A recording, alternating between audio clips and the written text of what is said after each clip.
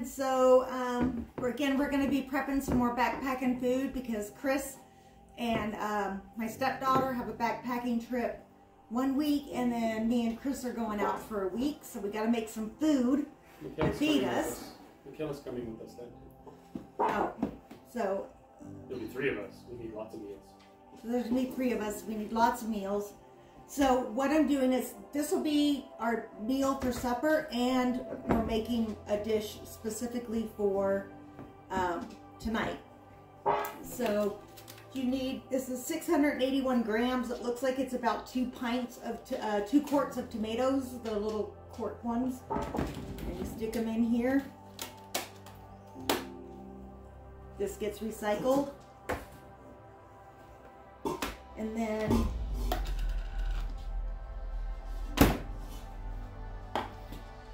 okay. And then you take feta. This is like just the normal size. It's 400 grams of feta. It's not the smallest one, it's the second smallest one. And then you, it's like this. And you just cut it in half.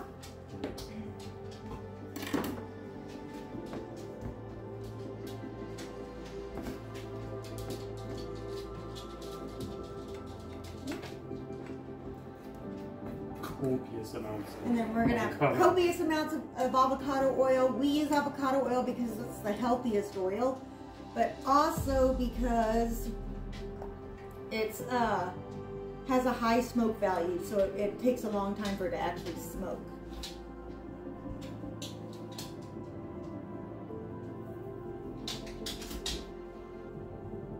Okay. We're going to add a little bit of salt. But not too much because the feta is pretty salty itself. I'm gonna turn the oven on while you're doing it. And the oven is going to be turned on to what temperature? 400. To 400 degrees. So preheat the oven. I'm just doing like a handful of rosemary. This is all based on your taste, but you probably would want to use Italian herbs because it is eventually putting bow type pasta in it.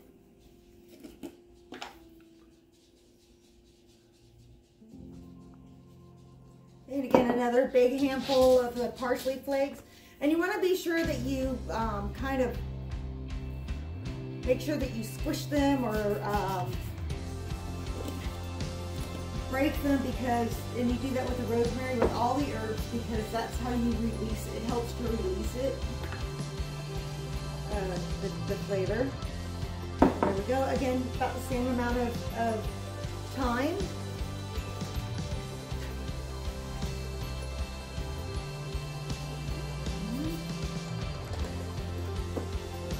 Can't forget the oregano. I mean, you can't really do Italian without oregano.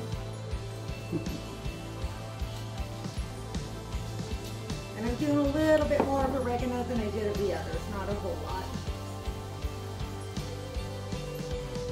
And I will admit that I like my sauces herby. So I like a lot of herbs in my stuff. And rosemary is actually an anti-carcinogen. The rosemary I always put in. And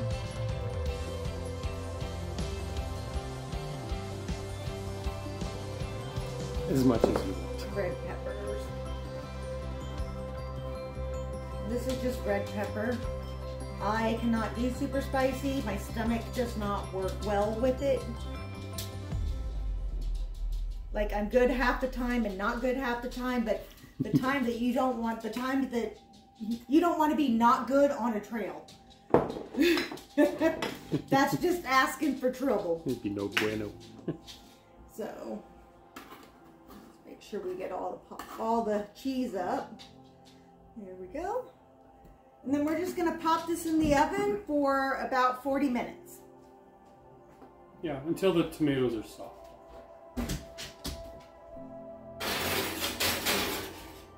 Okay, so I did forget, we put a very healthy teaspoon of garlic, minced garlic, in the dish also. And so now we're just gonna, you just cook up your bow tie pasta according to the instructions on the package. And I'm going to debone this chicken, and we're gonna put this, half of this chicken will go into the dish. So, and we'll put it in after it's done. So I'll just get started on the deboning, and by the magic of YouTube, you won't see all of this. Okay, so by the magic of YouTube, we have these out of the oven. It was about half an hour. You want the cheese to be soft and mashable, like this. And the tomatoes to be mashable too. You don't want to use a masher, you want to use your fork. Oh, that's hot.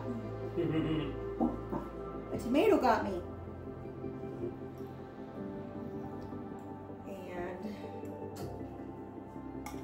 Pasta is almost ready. Pasta's almost ready, and we have the chicken all divided up here. Well, you can tell the ones that are gonna squirt at you because they're nice and round and hard. They even make a popping noise when they squirt. And this one's really good for backpacking because the cheese will have some protein in it, and the chicken will have protein in it, and the oil will help give you some get up and go. A fat content, which you actually do need if you were hiking. But it's a good fat, not a bad fat.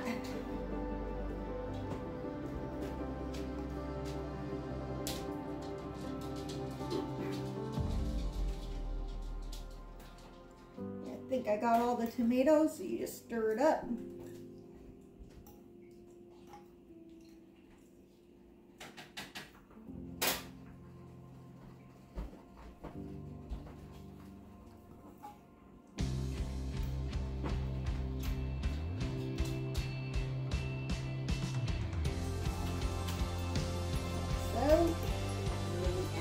Chicken.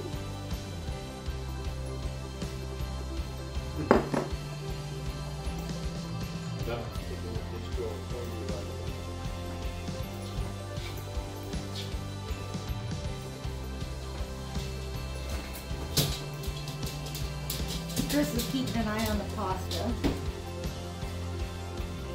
And there is no al dente when you are freeze drying.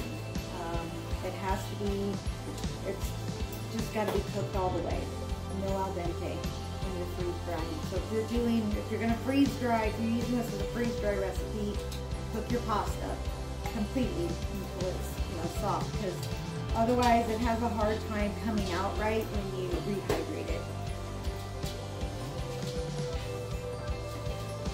And we figured out that one of these cost us how much? $23? Yeah, about $23 for all the ingredients. So about $23 for everything, not including the herbs and stuff, because we just can't figure that one out. And a lot of that I buy in bulk. But so here we go. We got this all mixed up in here. This will probably make 8 servings. If you were to buy that already pre-made backpacking, it would be $23 for 2 servings.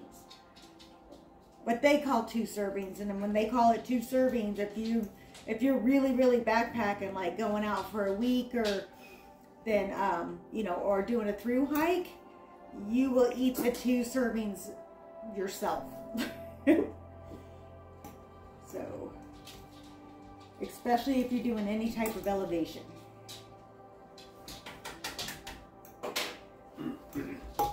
Okay, so I'm just going to get started on the second one while we're waiting for the pasta.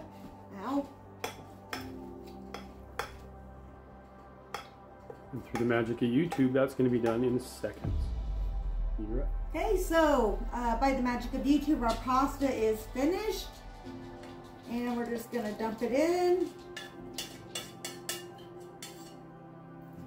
Give it a stir. Oh, we're going to get more than 8 servings out of this.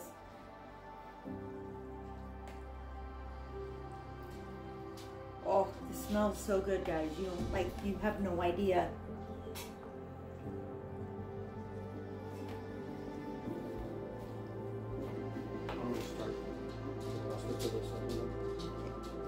Chris is going to start the pasta for supper. And this was a whole box that we did. You don't have to use a whole box.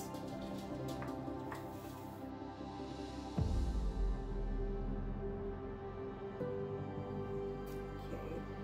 So it's done, but you know, you got to do your product testing. Oh, it's good. It's good? It's hot. Really, really good. Awesome. Okay, so we're just going to put them in the trays.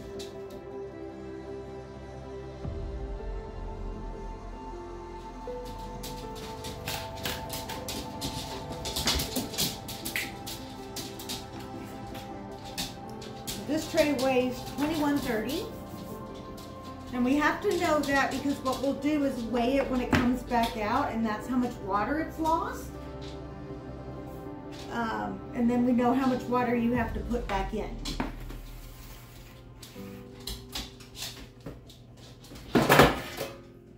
I'm thinking we should put, like, mark the trays, like trays 1, 2, 3, or A, B, C, D, or whatever. That is a great idea. And just have them permanently marked.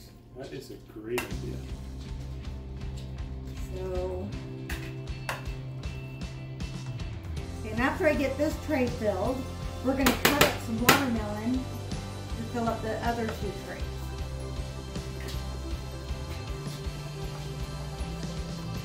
Just because we want to see what watermelon does when you freeze dry it.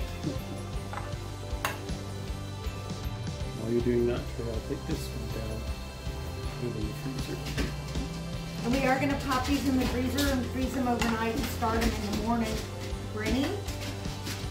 Brent, come.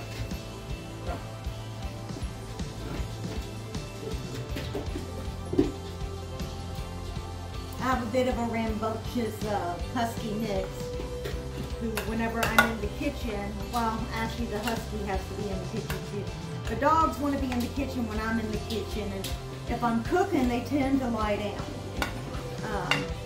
And I just have to step over and around them. And they don't really move that much because if they move, then they're going to get stepped on. But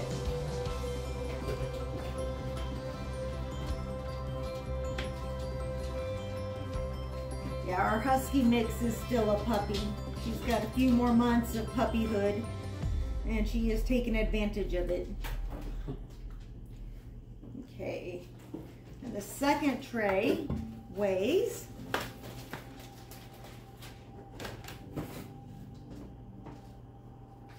1538.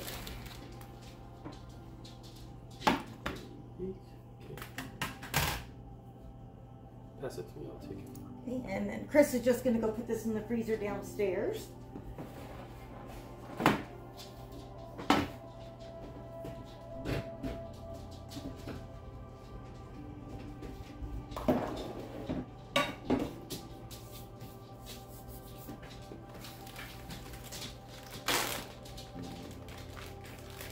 We got a really yummy watermelon, and we never eat it all before it goes bad, so I thought, well, why don't we try freeze drying it and see what we get.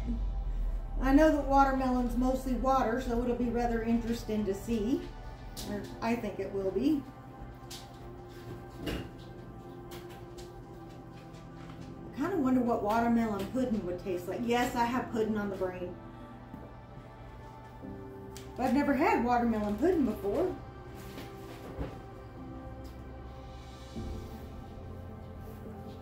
I do need to make some banana pudding and some chocolate pudding.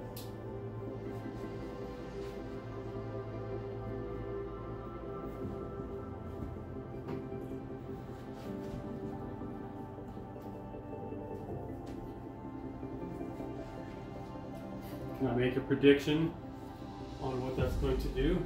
Only if you get on camera. It's going to disappear. It won't disappear. It's going to be a very porous, very hollow structure that's going to taste fantastic when you eat it. See, one thing that we found out with the rhubarb is that freeze drying it actually brings out the flavor. I don't know why that is, but it definitely brought out the flavor of the rhubarb. Would not know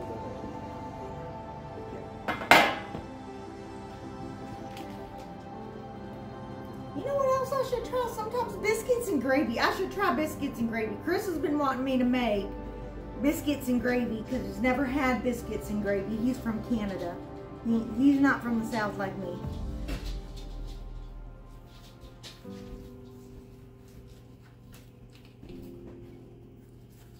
I mean, the worst that could happen is that it fails, right? Like, whoop-de-doo.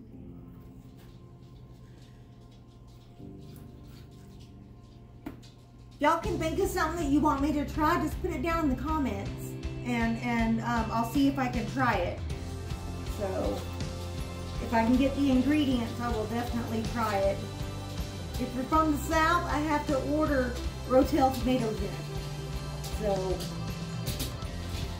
but yeah, so if you can think of something that you want me to try to make, I have no problem trying it. If you can provide me the recipe, or it's one that I can easily look up, or you just want me to try freeze drying something, let me know. Put it in the comments and I'll try. Or if you just got a recipe that you want me to try out and see how good it is. But understand that it's got to be pretty normal, everyday ingredients. Because we ain't made of money. And I really do like it if they're quick and simple recipes, because that helps everybody out. It helps parents out especially. But I mean, even me, I wasn't a parent before, but I always like quick and easy recipes because I hated coming home from work and then having to spend an hour in the kitchen to cook supper. So yeah, if you've got any quick or easy recipes you want me to try, or if you know a good hiking food, link it in the comments. Okay, and Chris will take this one down to freeze too. And don't forget to like and subscribe. So it's the next morning. Everything is good and frozen. I'm just going to take it out of the deep freeze, carry it over to the freeze dryer and put it in there. And there it is. Everything is loaded up. Close it all the way. The valve on the other side is already closed. And we just push continue. And away it goes. Probably take 24 to 28, maybe a little bit more hours. And we'll come back with those results. All right, freeze dryer is process complete. It's cold because it keeps cycling. I need to open the vent. And that releases the pressure. And I click no defrost because I'll carry the cold trays. And it shuts down.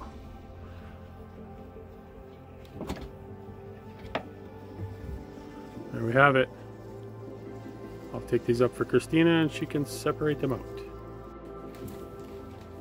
So by the magic of YouTube, it's about 36 hours later. Yeah. And this is the watermelon. It's really weird because it's well, number one, it's like Rice Krispies that snap, crackle, pop, but it's dry and you put it in your mouth and it's like extra watermelon-y flavor. It's got the texture of a freeze-dried watermelon. Like a dried out marshmallow. Just not quite as hard. Like when you leave Peeps out for a week. It's kind of weird. I'm not sure how I feel about it. I could always just make a pudding out of it. I'm not sure about watermelon. Jello? Yeah. But I don't know if you would, how you would freeze dry Jello. I don't think you can. See? So pudding it would be.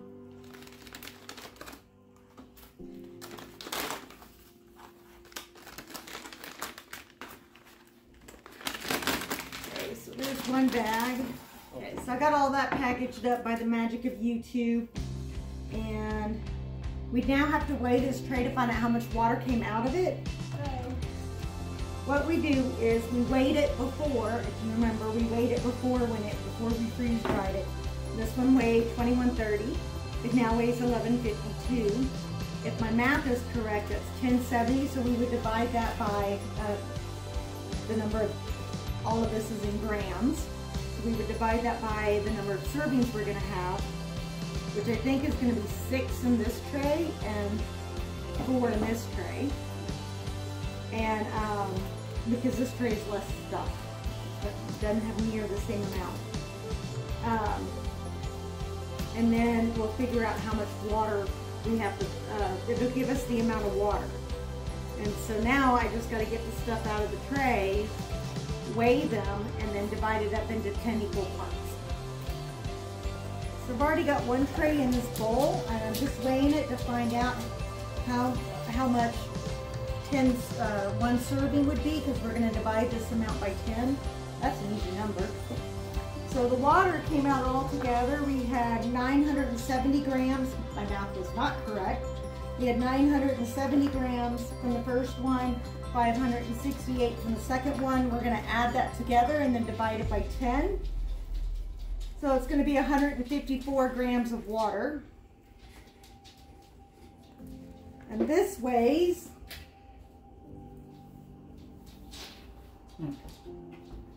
You missed a little bit on the tray.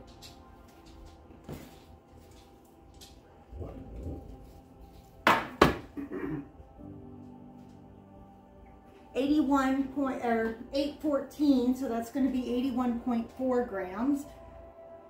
So somewhere in between, because we don't get point grams. I would just go 81. Well, one will be 81 and one will be 82, and then 81 and 82 and 81 and 82 as we go down. So now we're going to find out how much 154 grams is, how much that weighs. Quarter cup. Because if you're anything like me, I know that 250 grams is a cup.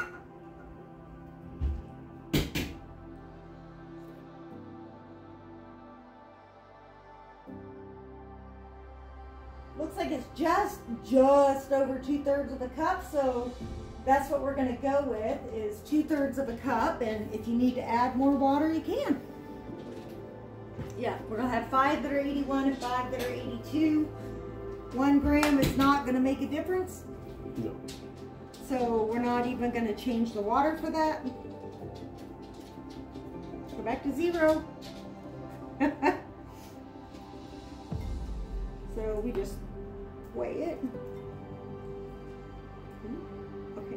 It's a lot more than it seems because it's so light. There we go, 81 grams. So this is 1 package.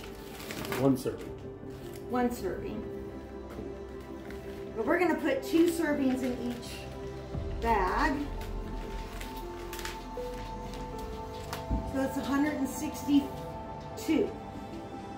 Or we'll do 163. Yeah. And then that way, every bag will be even.